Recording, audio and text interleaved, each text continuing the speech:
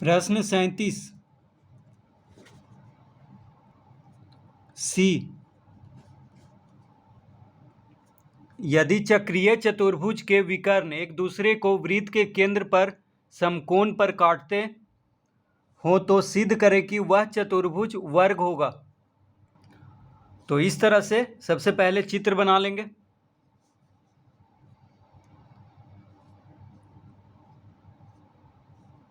तो कह रहा है यदि चक्रीय चतुर्भुज के विकर्ण एक दूसरे को वृत्त के केंद्र पर, देखिए ये चक्रीय चतुर्भुज है ABCD, जिसका विकर्ण एक दूसरे को वृत्त के केंद्र पर, यानी यहाँ पे दोनों काट रहा है एक दूसरे को जहाँ पे वृत्त का केंद्र है, तो सिद्ध करें कि वह चतुर्भुज क्या होगा, एक वर्ग होगा। यानी सिद्ध करना है कि ABCD एक वर्ग भी है।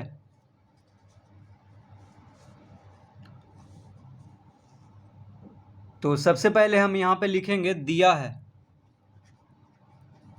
दिया है। तो क्या क्या दिया हुआ है, AC लंब है BD पर। AC किस पे लंब है, BD पर।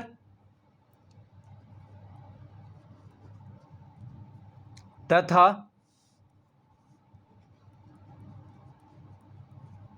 ABCD एक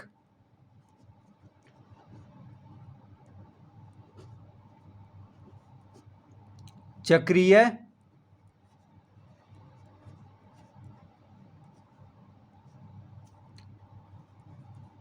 चतुर्भुज है। तो AC लंब है BD पर और ABCD एक चक्रीय चतुर्भुज है, ये दिया हुआ है।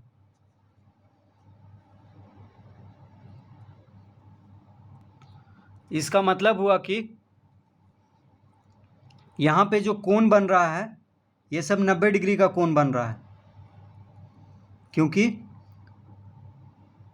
विकर्ण जो है एक दूसरे को वृत्त के केंद्र पर समकोण पर काट रहा है। यानी ये यहाँ पे ये चारों कोण 90 डिग्री का है।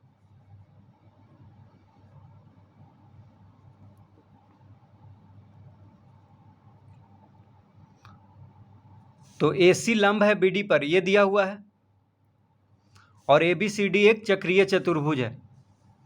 अब यहाँ पे हम लिखेंगे चूंकि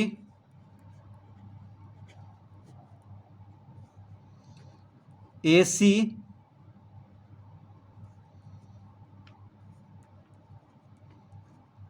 लंब है BD पर, अतः कोण AOB बराबर कोण BOC बराबर कोण COD बराबर कोण DOA बराबर 90 डिग्री। तो ये चारों कोण 90 डिग्री होगा, क्योंकि AC लंब है BD पर, यानी ये जो दोनों विकर्ण है एक दूसरे को समकोण पे काट रहा है, तो यहाँ पे चारों कोण जो होगा 90 डिग्री होगा। तो कोण AOB, देखिए AOB यानी ये जो कोण है ये 90 डिग्री होगा। कोण BOC ये भी 90 डिग्री होगा। कोण COD 90 डिग्री, कोण DOA 90 डिग्री।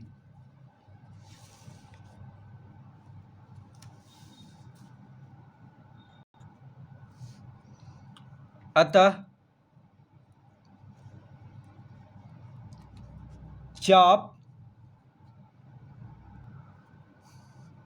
ALB बराबर चाप BMC बराबर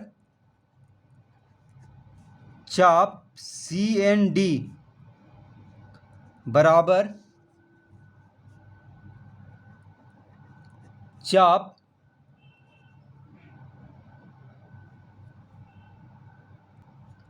DPA। तो जब चारों कोण बराबर है तो ये चारों चाप भी बराबर होगा। तो देखिए कोण AOB बराबर कोण BOC बराबर कोण COD बराबर कोण DOA, यानी केंद्र पे जो कोण है ये चारों कोण क्या है, बराबर है। तो इसका मतलब जो सम्मुख चाप होगा, इस कोण का जो सम्मुख चाप है वो भी सब बराबर होगा। तो कोण AOB, देखिए AOB इस कोण के सामने चाप है ALB, ये चाप हो गया देखिए ALB, ठीक है, ALB। और कोण BOC के सामने चाप हो गया चाप BMC। उसी तरह कोण COD के सामने चाप हो गया CND। और कोण DOA के सामने हो गया DPA चाप। तो ये चारों चाप बराबर होगा क्योंकि ये चारों कोण बराबर है। तो इससे जो देखिए इसी से चाप बन रहा है यहाँ पे इस कोण से, तो ये चारों चाप क्या हो गया, बराबर।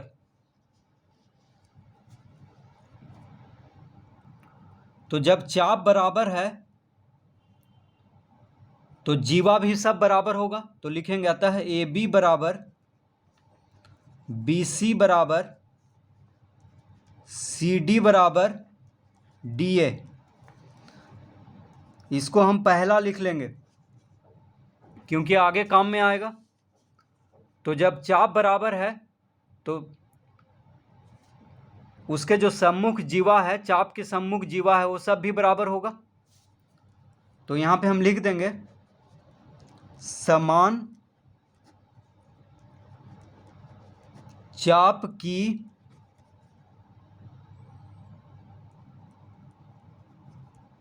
सम्मुख जीवा, समान चाप की सम्मुख जीवा क्या होता है, बराबर।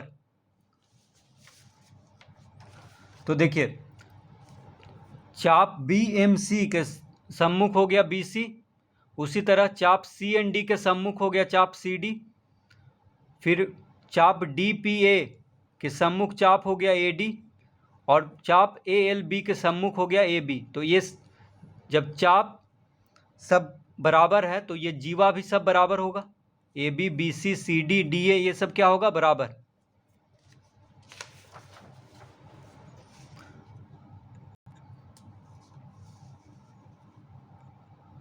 अब यहाँ पे हम लिखेंगे पुनः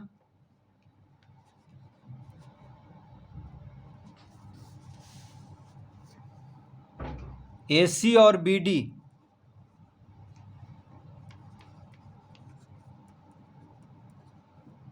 AC और BD वृत्त का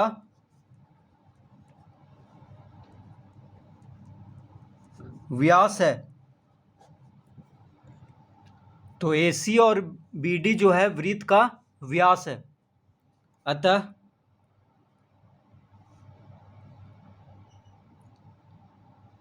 कोण ABC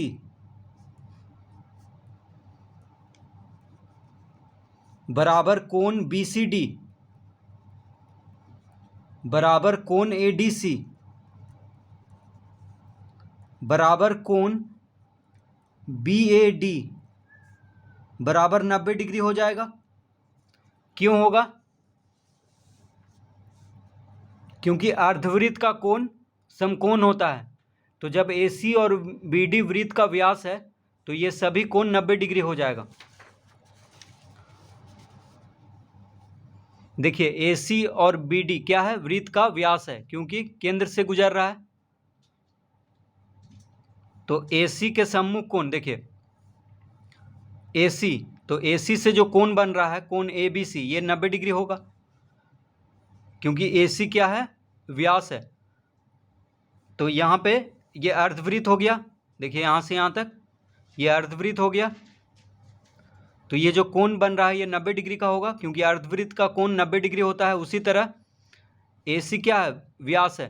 तो इधर भी देखिए कोण ADC, AC से ही बन रहा है कोण ADC, ये भी 90 डिग्री होगा।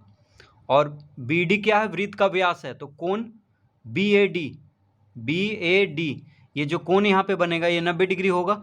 उसी तरह BD से यहाँ पे कोण बन रहा है कोण BCD, ये भी 90 डिग्री होगा। तो ये चारों कोण हो गया 90 डिग्री का।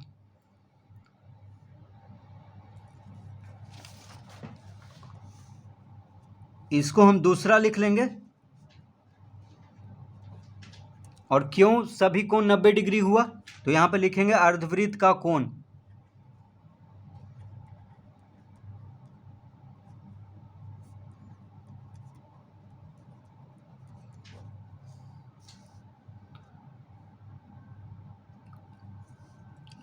अब लिखेंगे अतः पहला और